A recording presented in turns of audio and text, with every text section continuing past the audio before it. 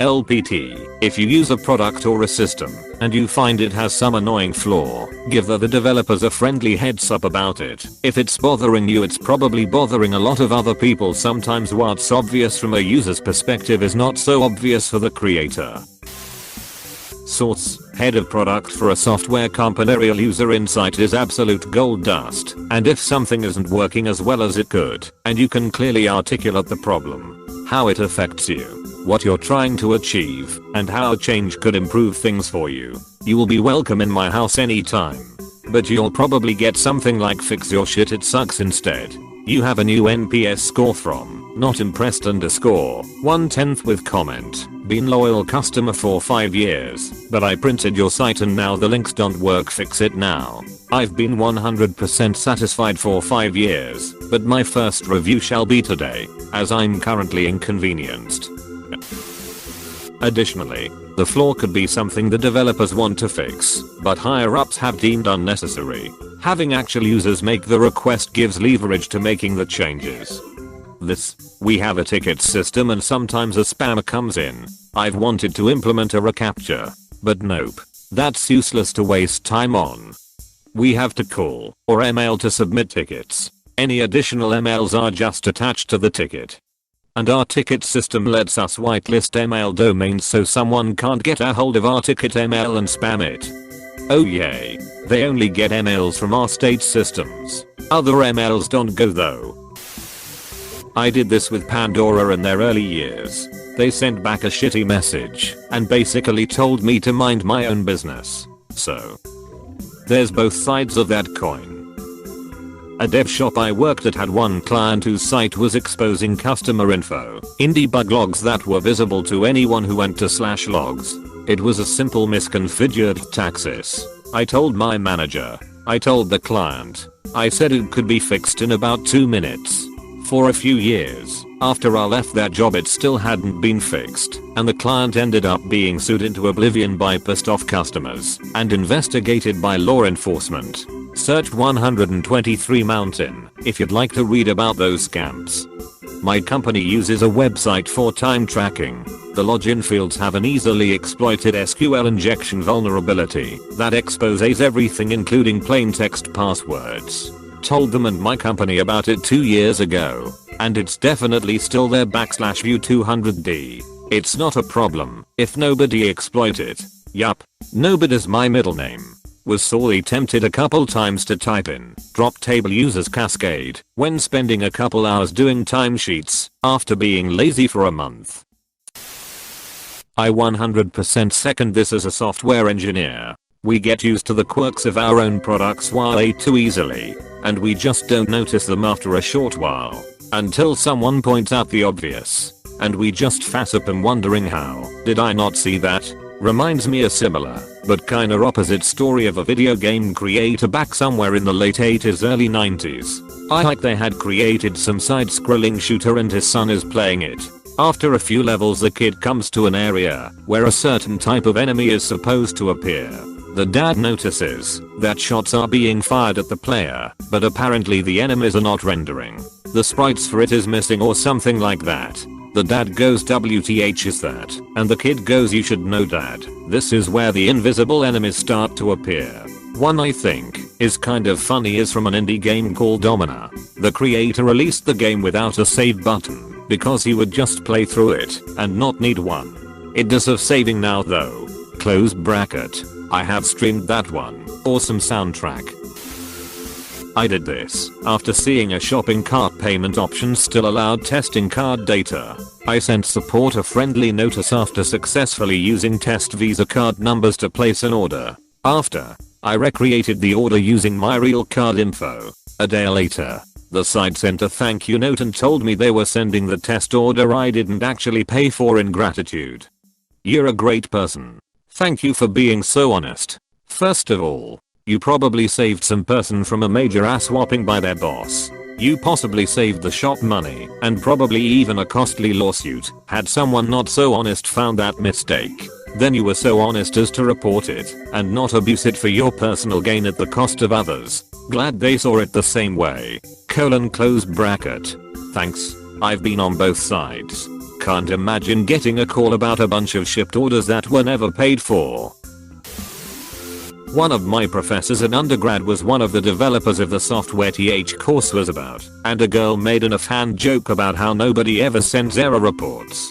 The professor was shocked, confused, and offended to learn this. I'll learn keep your mouth shut. / I did hardware and software repairs 20 to 25 years ago. I had a relay controller board with a high failure rate on a new machine at the office. After 3 boards in a month died. I sat down and just had a look at the boards as I had some electronics experience. I was on a service contract, but what could it hurt to look, since it was costing me downtime and money.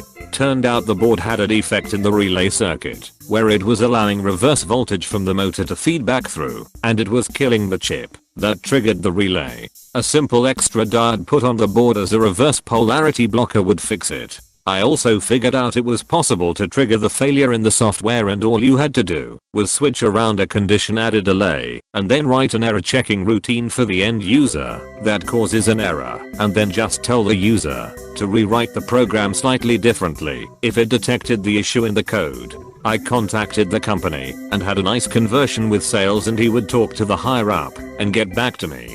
They send out 2 techs, a manager and a lawyer. At first I thought this is awesome, they take feedback from customers and really care. I got threatened with a lawsuit.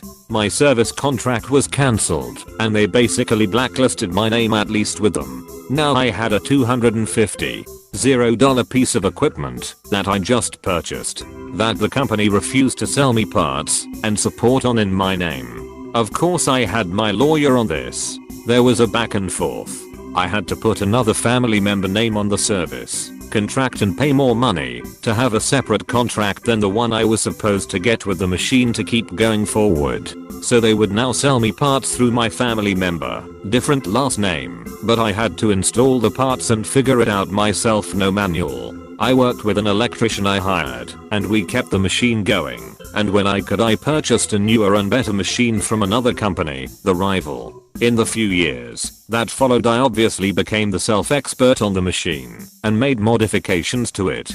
The company that made the machine went under within 5 years and screwed all the other customers. For a few years I made some money as the only person that could repair the equipment and keep it going. Eventually everyone replaced the equipment with newer, better versions from new companies. I sold many retrofitted relay boards with an extra diode on it. I still have the machine.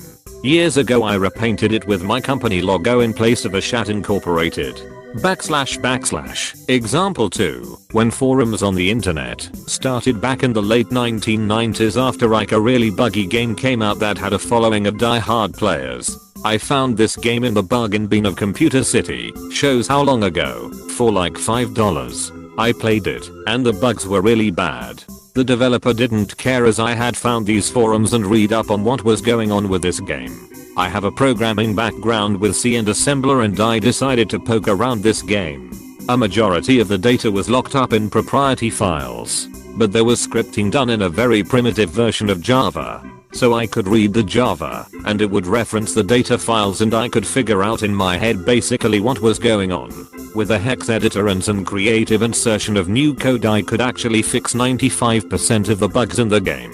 Took me about 3 weeks, but I managed to get really good at fixing the Java code and making repairs to the data sets with a hex editor and reverse bytes. I managed to really fix the game, and I got all excited, so I posted to the forums and uploaded a patcher. I used my forum's name because I liked it and called the patch after my forum name. At first everyone posted that I made a virus and not to download it. Then some moderator tried it and announced it was groundbreaking and everyone should install it. Well, the excitement of the players made me very enthusiastic, so I took the patch further as I was now beyond bug repairs and into adding functionality. At this point the developer got wind of what I was doing and contacted me directly. I showed them my patches I made by hand. They refused to give me source code.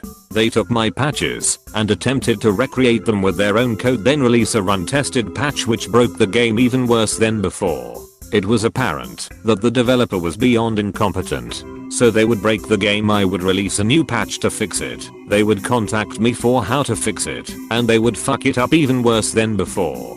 This went on about 26 times. The user base then turned against me, and I began to get death threats, public posts about how I should be banned, how I was hoarding the code and I must release it publicly. I attempted to explain how I was modifying the code and that wasn't good enough. More and more death threats from 13-year-olds. Eventually I worked only with the developer and they were like working with a 6-year-old on meth.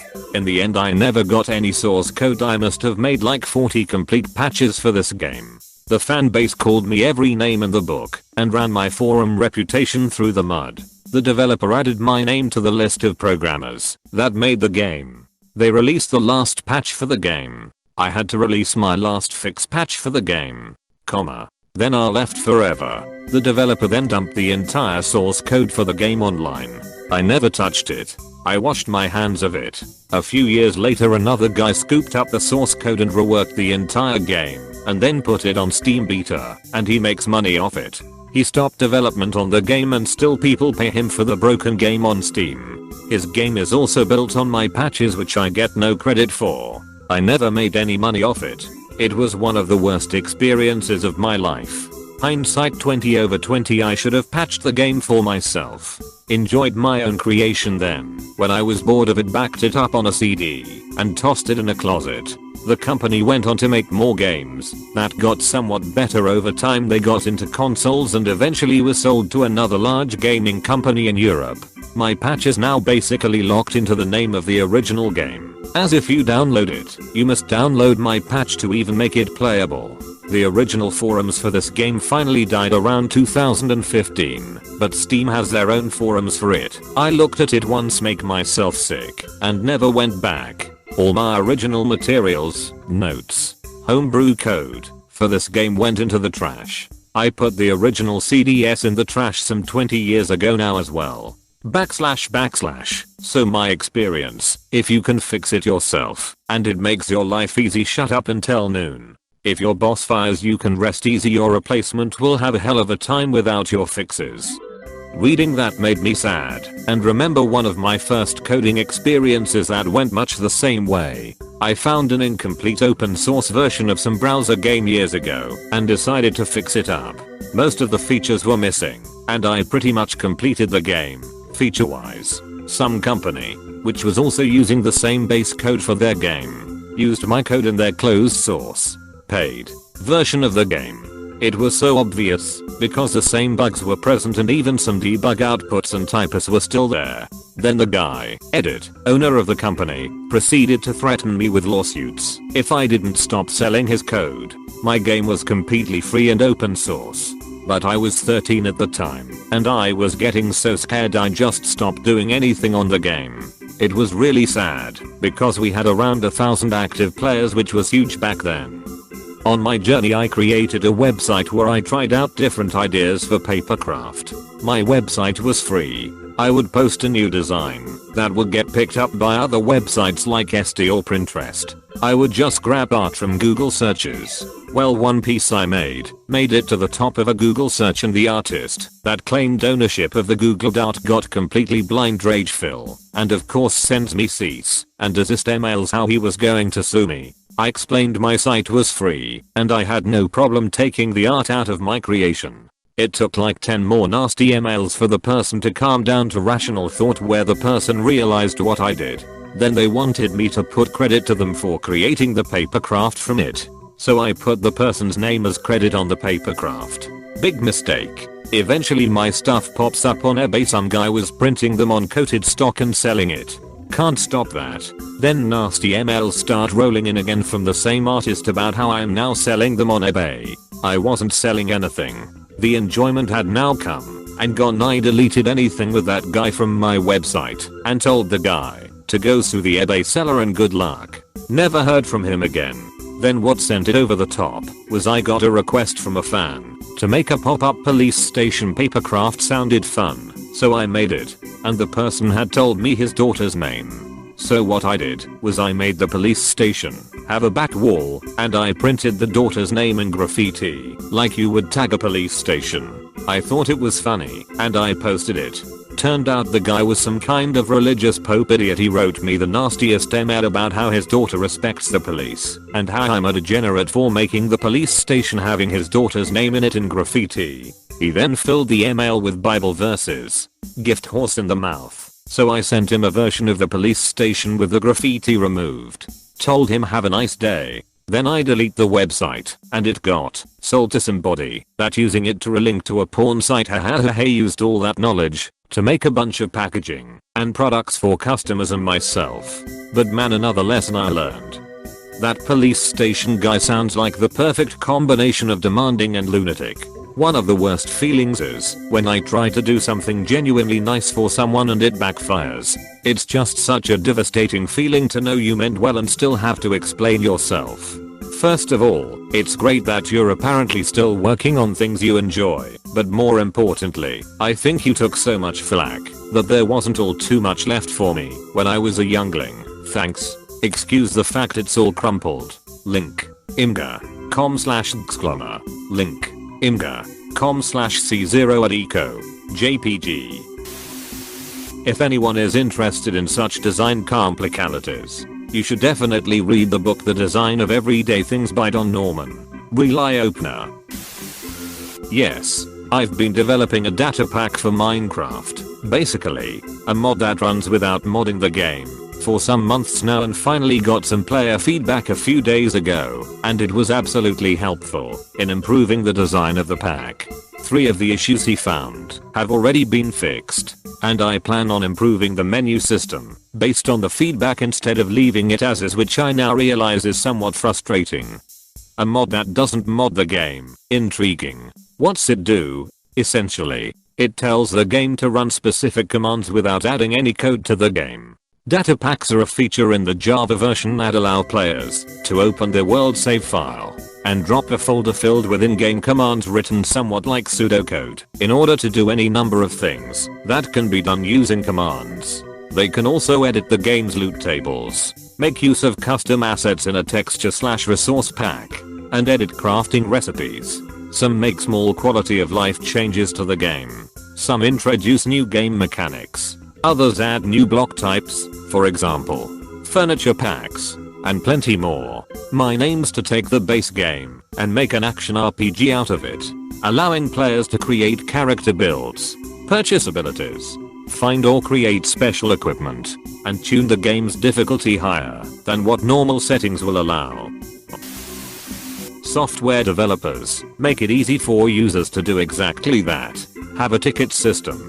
If you don't want to build your own, use GitHub or similar sites. Yes, I'm also endorsing open source software. I have worked on a few larger projects over the last few years and let me tell you that you couldn't be more right. The difference between projects using some user reporting tool and ones that don't is noticeable. Also, any issue opened on any of my auth repos is gold to me, even if it's just a user reporting a problem with their platform. At least that way I know that people are using my libraries and forks.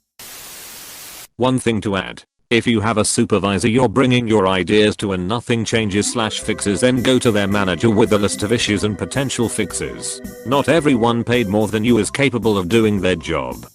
They're not there. Be careful about bypassing the chain of command. I have made that mistake myself. It can make your boss hold a grudge against you, and that could have a negative impact on your career. But if you have brought something to your boss and nothing happens, then the next time just say something like, hey, I figured X could save us time/make us earn more/make it easier to reach goals. I figured it should be department Y that could make this happen. Is it okay if I reach out to them? This gives your boss a potential gain, and he knows what's going on. Otherwise you could end up annoying people above you, even if the idea you had was great. Say someone ranking above your boss heard of the idea, thought it was great and compliments your boss. Hey, heard it was one of your people that brought us idea X. It's going to save a bunch of money and it was easy to implement. Nice work, and your boss is clueless, then S/T is probably going to be pissed. Your boss would be pissed and owe you saving a bunch of money with an easy to implement idea because you didn't tell them about it first. Question mark? Yes. Because people are petty. Developers hardly ever get direct constructive feedback from users either. I do this myself. Give screenshots, steps to recreate the issue, a description of the problem. It's much more likely to get looked at that way. The relevant cat team/person will appreciate it, and it'll end up in the backlog much quicker. Business owners hate this one simple trick, last resort here. If you truly have a problem and the company has not resolved the issue or didn't try or responded to you, take to Twitter, one complaint on that shit, and see how quick the owner of contacts you. Chiming in, the developers may know about the problem, but are having a hard time assigning time to fix it, since they can't show data that people are affected by it. Lotus Notes never got better. Some devs just don't care. Hey, thanks for watching, and don't forget to subscribe.